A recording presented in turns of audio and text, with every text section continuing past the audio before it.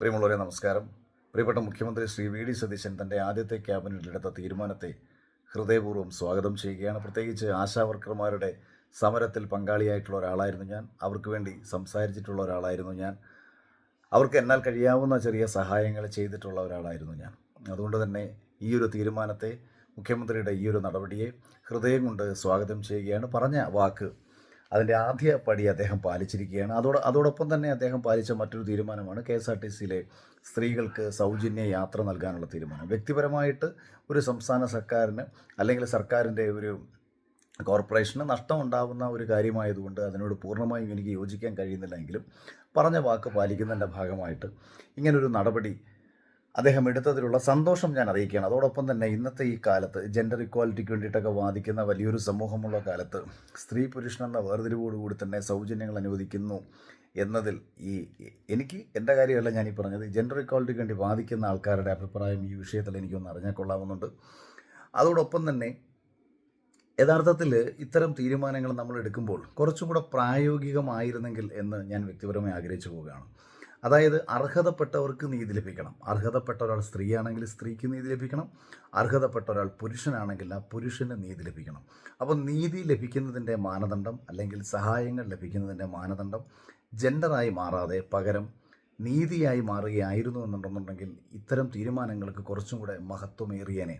അതായത് ഇന്ന് കേരളത്തിൽ ഒരു നേരത്തെ വരുമാനത്തിനായിട്ട് അല്ലെന്നുണ്ടെങ്കിൽ ഒരു ദിവസത്തെ ജോലിക്ക് വേണ്ടിയിട്ട് നിരവധി ബുദ്ധിമുട്ടുകൾ അനുഭവിക്കുന്ന എത്രയോ മനുഷ്യരുണ്ട്.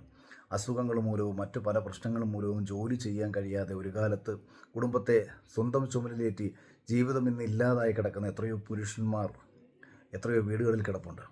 ഇവർക്കൊക്കെ ഇന്ന് വരുമാനമില്ല, ഇവർക്കൊക്കെ ഇന്ന് ജോലിയില്ല, അല്ലെങ്കിൽ ജോലി ഉണ്ടെങ്കിൽ തന്നെ അവരുടെ കുടുംബം നടത്തിക്കൊണ്ട് പോകാൻ കഴിയത്തക്ക വരുമാനങ്ങളില്ല. അപ്പം നമ്മളിവിടെ ഒരു മാനദണ്ഡമായി സ്വീകരിക്കേണ്ടിയിരുന്നത് ജെൻഡർ ആയിരുന്നില്ല, പകരം സാമ്പത്തികമായിട്ടുള്ള ഒരുവൻ്റെ അവസ്ഥയായിരുന്നു. പണ്ട് ഓണക്കിറ്റ് വിതരണം നടത്തിയ സമയത്ത് നമ്മുടെ സംസ്ഥാന സർക്കാർ 85 ലക്ഷം കുടുംബങ്ങൾക്ക് ഓണക്കിറ്റ് കൊടുത്തപ്പോഴും ഞാനിതേ അഭിപ്രായം പറഞ്ഞതാണ്. ഓണക്കിറ്റ് 1000 രൂപയുടെ ഓണക്കിറ്റ് ഏറ്റവും സാധാരണക്കാർക്ക് നിങ്ങൾ നൽകിയിരുന്നെങ്കിൽ അത് 2000 രൂപയ്ക്കോ 3000 രൂപയ്ക്കോ നൽകിയിരുന്നെങ്കിൽ അത് അവർക്ക് അത്രയും പ്രയോജനപ്പെട്ടതിന് പകരം നിങ്ങൾ 50,000-ന് മുകളിൽ ശമ്പളമുള്ള മനുഷ്യർക്കും യൂസഫ് അലി സാഹിബ് ഉൾപ്പെടുന്ന ഈ കേരളത്തിൽ ജീവിക്കുന്ന എല്ലാ മനുഷ്യർക്കും വേണ്ടിയിട്ട് ഓണക്കിറ്റ് കൊടുക്കാൻ അന്ന് തീരുമാനിച്ചപ്പോൾ അതൊരു വിഡ്ഢിത്തരമായി മാറിയില്ല എന്നൊരു അഭിപ്രായം ഞാൻ പങ്കുവച്ചിരുന്നു. സമാനമായ രീതിയിൽ തന്നെ KSRTCയിൽ നിന്നല്ല, നിങ്ങൾ ഏതെങ്കിലും രീതിയിൽ ഒരു സഹായം, ഞാൻ സൗജന്യമെന്ന് പറയുന്നില്ല, ഒരു സഹായം താൽക്കാലികമായിട്ടായാൽ പോലും അത് അനുവദിച്ചാൽ അത് നീതിപൂർവമായിരിക്കണമെന്നുണ്ടെങ്കിൽ അത് ലഭിക്കുന്ന ഒരാൾക്ക് പൂർണ്ണമായും നമ്മൾ ഈ പറഞ്ഞ പാത്രം അറിഞ്ഞ് ദാനം ചെയ്യണമെന്ന് പറയുന്നത് ഫീൽ ഉണ്ടാവണം. ഇപ്പോൾ ഈ സർക്കാർ ജോലിക്കാരായിട്ടുള്ള സ്ത്രീകൾക്ക് സൗജന്യ യാത്ര കൊടുക്കുന്നതിൽ എന്താണ് അർത്ഥം? അല്ലെന്നുണ്ടെങ്കിൽ പ്രൈവറ്റിൽ ജോലി ചെയ്യുന്ന ശമ്പളക്കാരായിട്ട് വലിയ ശമ്പളം മേടിക്കുന്ന സ്ത്രീകൾക്ക് സൗജന്യ യാത്ര എന്താണ് അവിടെ നമുക്ക് പ്രയോജനം ഉണ്ടാവുക? മറിച്ച് വരുമാനത്തിന് അല്ലെങ്കിൽ ഒരു മാസത്തെ വരുമാനത്തിന് ബുദ്ധിമുട്ട് അനുഭവിക്കുന്ന ഒരു കുടുംബത്തിലെ പുരുഷനായിക്കോട്ടെ സ്ത്രീ ആയിക്കോട്ടെ ആ BPL സിസ്റ്റത്തിൻ്റെ അടിസ്ഥാനത്തിലോ മറ്റേതെങ്കിലും രീതിയിലോ കുറഞ്ഞ പക്ഷം ഒരു BPL സിസ്റ്റത്തിൻ്റെ അടിസ്ഥാനത്തിലെങ്കിലും ഇതിനെ ഒന്ന് പുനർചിന്തിച്ചിരുന്നെങ്കിൽ നന്നായിരുന്നു എന്ന് ഞാൻ ആഗ്രഹിച്ചു പോവുകയാണ്. അപ്പോൾ ഇത് ഒന്ന് മുൻപ് ആയിരുന്നെങ്കിൽ ഞാൻ പ്രിയപ്പെട്ട മുഖ്യമന്ത്രിയോട് ഞാൻ നേരിട്ട് ഈ കാര്യം മെസ്സേജ് അയച്ച് ഞാൻ പറഞ്ഞേനെ. പക്ഷേ ഇപ്പോഴത്തെ സാഹചര്യത്തിൽ ഇത് പൊതുമധ്യത്തിലേക്ക് തന്നെ ഞാൻ പറയാൻ ആഗ്രഹിക്കുകയാണ്. പൊതുമധ്യത്തിൽ ഇത്തരം വിഷയങ്ങൾ ചർച്ച ചെയ്യപ്പെടട്ടെ. മുഖ്യമന്ത്രിയുടെ തീരുമാനത്തോട് പൂർണ്ണമായും, അതായത് ആശാവർക്കർമാർക്ക് ശമ്പളം വർദ്ധിപ്പിച്ചത് മികച്ച തീരുമാനമാണെന്നുണ്ടെങ്കിൽ KSRTCയിലെ സ്ത്രീകൾക്ക് സൗജന്യം കൊടുക്കുന്നത് ഒരേ സമയം KSRTCയും അതേസമയം തന്നെ പ്രൈവറ്റ് ബസ്സിനെയും ഇല്ലാതാക്കത്തക്ക ഒരു രീതിയിലുള്ള തീരുമാനമായി മാറും. അതിനേക്കാളെല്ലാം ഉപരി ജെൻഡർ ഇക്വാലിറ്റിക്ക് വേണ്ടി വാദിച്ചുകൊണ്ടിരിക്കുന്ന ഇക്കാലത്ത് നമ്മുടെ പാർലമെൻറ്റിൽ പോലും സ്ത്രീ സംവരണത്തിൻ്റെ പേരിൽ സ്ത്രീകൾക്ക് സീറ്റ് വർദ്ധിപ്പിക്കുന്നു എന്ന് ചർച്ച ചെയ്യപ്പെടുന്ന ഇക്കാലത്ത് സ്ത്രീകൾക്ക് സൗജന്യം കൊടുത്തുകൊണ്ട് നമ്മളൊരാൾക്ക് സൗജന്യം കൊടുക്കുന്ന സമയത്ത് അയാളെ ചെറുതാക്കി കാണുകയാണ് എന്നുള്ളതാണ് യഥാർത്ഥം.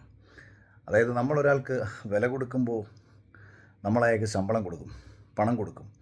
നമ്മളൊരു പ്രോഡക്റ്റ് മേടിക്കുമ്പോൾ ഏറ്റവും മൂല്യമുള്ള പ്രോഡക്റ്റിന് നമ്മൾ ഏറ്റവും കൂടുതൽ തുക കൊടുക്കും. ഏറ്റവും കൂടുതൽ തുക കൊടുത്ത് വാങ്ങുന്നതിന് ഏറ്റവും കൂടുതൽ മൂല്യമുണ്ട് എന്ന് വിശ്വസിക്കുന്ന ജനതയാണ് നമ്മളെല്ലാം. യാഥാർത്ഥ്യം അങ്ങനെ അല്ലെങ്കിൽ പോലും.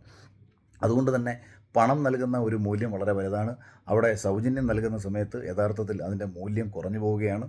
ചുരുക്കത്തിൽ ഈ ഒരു തീരുമാനം സ്ത്രീകളുടെ മൂല്യം കുറയ്ക്കുന്നതിന് തുല്യമായ തീരുമാനമാണ്. മറിച്ച് അർഹതപ്പെട്ട സ്ത്രീകൾക്ക്, അർഹതപ്പെട്ട പുരുഷന്മാർക്ക്, അർഹതപ്പെട്ട കുടുംബങ്ങൾക്ക് ഈ തീരുമാനം പ്രയോജനപ്പെടുന്ന ഒരു അന്തരീക്ഷം ഉണ്ടാവണമെന്ന് ആഗ്രഹിച്ചുകൊണ്ട് മാത്രം, സതുദ്ദേശത്തോടു കൂടി മാത്രം സംസാരിക്കുന്നു. Thank you.